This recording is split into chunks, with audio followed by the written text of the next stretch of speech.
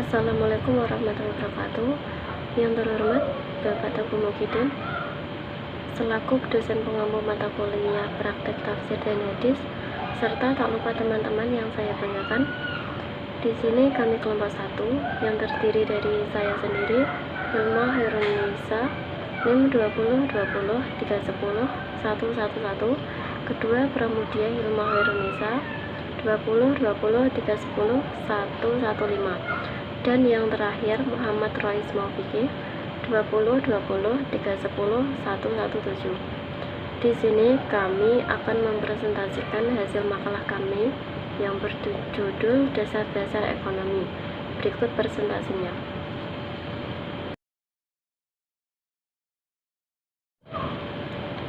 Dasar-dasar ekonomi. A. Konsep dasar ilmu ekonomi.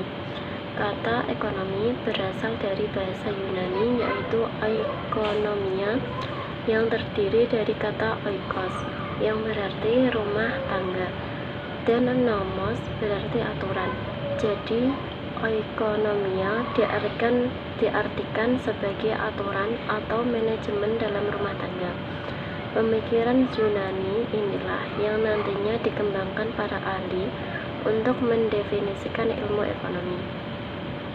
Ilmu ekonomi juga sering diartikan sebagai ilmu pengetahuan tentang segala kegiatan manusia dalam memenuhi kebutuhan hidup. Mempelajari ilmu ekonomi bisa memudahkan kamu mendapatkan barang yang diinginkan dengan cara mengatur keuangan secara mandiri.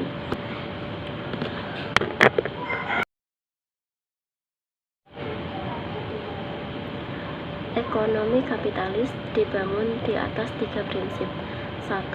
Problem kalangan relatif barang dan jasa yang berkaitan dengan kebutuhan manusia. Maksudnya, yang ada tidak mencukupi kebutuhan manusia yang terus bermunculan dan beraneka ragam. Menurut mereka, inilah problem ekonomi yang dihadapi oleh masyarakat.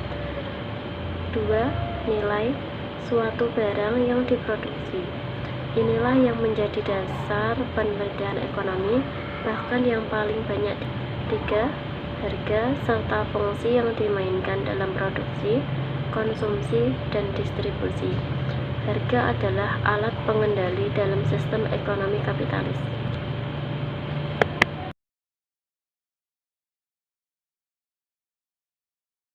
B. Sistem ekonomi. Manusia hidup dalam suatu kelompok masyarakat yang secara keseluruhan membentuk sistem. Sistem secara sederhana dapat diartikan sebagai interaksi, kaitan, atau hubungan dari unsur-unsur yang lebih kecil membentuk suatu satuan yang lebih besar dan kompleks sifatnya.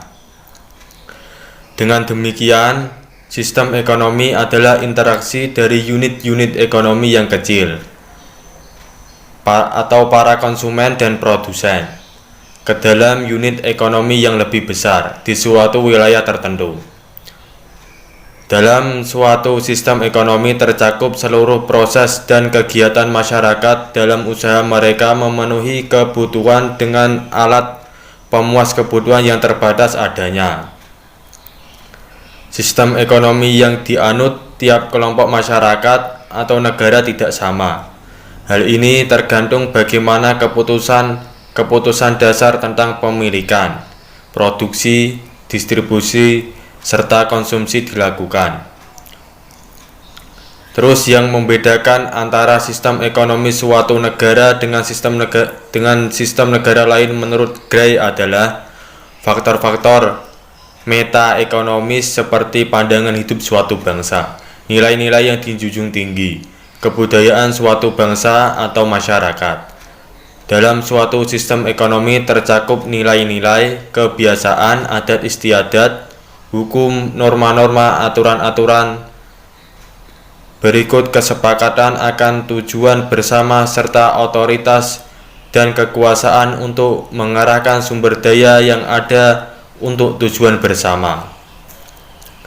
Sistem perekonomian yang dianut oleh suatu bangsa, negara atau sekelompok masyarakat tergantung dari doktrin mazhab atau aliran pandangan ekonomi, yang pada gilirannya juga dipengaruhi oleh seperangkat nilai atau set of values yang dianut oleh bangsa atau kelompok masyarakat tersebut, atau seperadat, kebiasaan, norma-norma, kepercayaan, ideo, falsafah.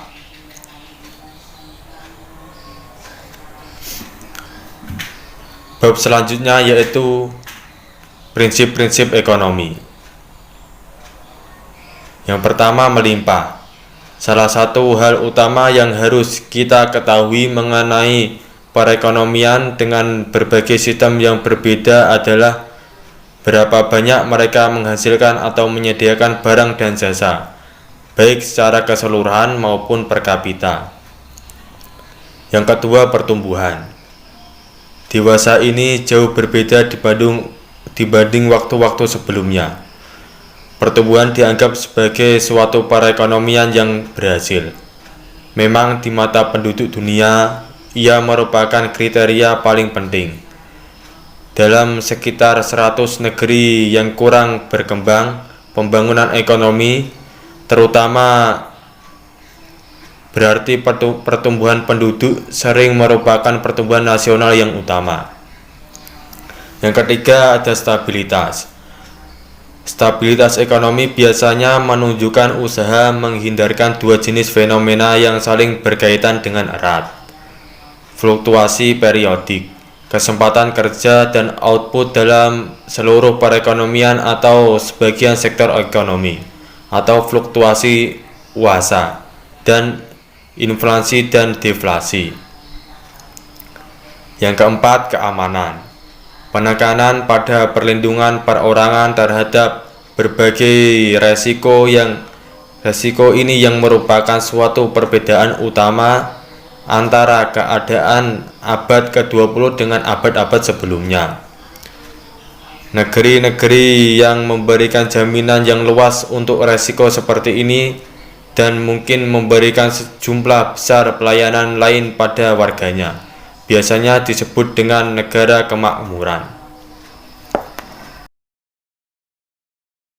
Yakni dasar-dasar hukum ekonomi mencakup yang pertama teks ayat 208 surat Al-Baqarah, yaitu ya ayyuhalladzina amanu dukhulu fis-silmi kaffatan wa la tattabi'u khutuwati syayatin innahu lakum aduwwum mubin, yang artinya, hai orang-orang yang beriman, masuklah kamu ke dalam Islam keseluruhan dan janganlah kamu turut langkah-langkah setan. Sungguhnya setan itu musuh yang nyata bagimu. Yang kedua, yakni sebab turunnya ayat. Yang ketiga, arti kosakata. Yang keempat, kandungan ayat.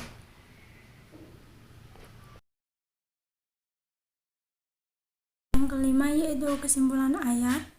Meliputi yang pertama, berdasarkan sebab an-nuzulnya, ayat ini melarang sinkretisme seraya memerintahkan mencukupkan diri pada ajaran-ajaran Islam ansij dan mengamalkan sesempurna mungkin. Yang kedua, yakni sebagaimana kosakata yang lain yang terdapat dalam ayat ini, kosakata kafah merupakan kosakata multi-interpretatif di kalangan sarjana muslim. Yang ketiga, yaitu setan merupakan musuh nyata umat Islam. Mengikuti langkah setan bisa mengurangi kadar keimanan dan keislaman seorang muslim. Yang keempat, keabsahan penggunaan ayat ini sebagai landasan argumentasi pendirian negara Islam dan kekhalifahan Islam masih layak dipertahankan. Yang kelima, yakni seorang muslim yang sempurna adalah seorang yang tidak terjebak dalam sinkretisme dan tidak mengikuti langkah-langkah setan. Salah satu ayat Al-Quran yang membicarakan soal moderat atau moderasi beragama adalah Quran Surat Al-Baqarah ayat 143, yaitu masuk dalam kategori surat Madaniyah, menjelaskan pentingnya menjadi teladan umat Muhammad SAW sebagai sosok muslim yang beriman, berbuat baik, adil dan moderat dalam bertindak dan berpikir. Berikut adalah ayatnya. Para ulama sepakat bahwa karakter Islam adalah agama yang moderat, agama yang tidak boleh ekstrim dalam memahami teks sehingga berujung pada tindak ekstrim, dan bukan liberal yang membiarkan akal bekerja lepas dari kontrol hati. Kadzalika ja'alnakum ummatan wasatan litakunu syuhada'a 'alan nasi wa yakuna ar-rasulu 'alaikum syahida. وَمَا جَعَلْنَا الْقِبْلَةَ الَّتِي كُنْتَ عَلَيْهَا إِلَّا لِنَعْلَمَ مَن يَتَّبِعُ الرَّسُولَ مِمَّن يَنقَلِبُ عَلَى عَقِبَيْهِ وَإِن كَانَتْ لَكَبِيرَةً إِلَّا عَلَى الَّذِينَ هَدَى اللَّهُ وَمَا كَانَ اللَّهُ لِيُضِيعَ إِيمَانَكُمْ إِنَّ اللَّهَ بِالنَّاسِ لَرَءُوفٌ رَحِيمٌ, yang artinya, dan demikian pula kami telah menjadikan kamu umat Islam, umat pertengahan, agar kamu menjadi saksi atas perbuatan manusia dan agar Rasul Muhammad menjadi saksi atas perbuatan kamu. Kami telah menjadikan kiblat yang dahulu kamu berkiblat kepadanya, melainkan agar kami mengetahui siapa yang mengikuti Rasul dan siapa yang berbalik ke belakang.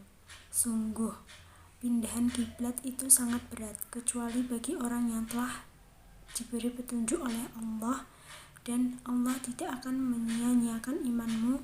Sungguh Allah Maha Pengasih, Maha Penyayang kepada manusia. Sekian dari kelompok kami, semoga bermanfaat, dan apabila ada kesalahan mohon dimaafkan. Wassalamualaikum warahmatullahi wabarakatuh.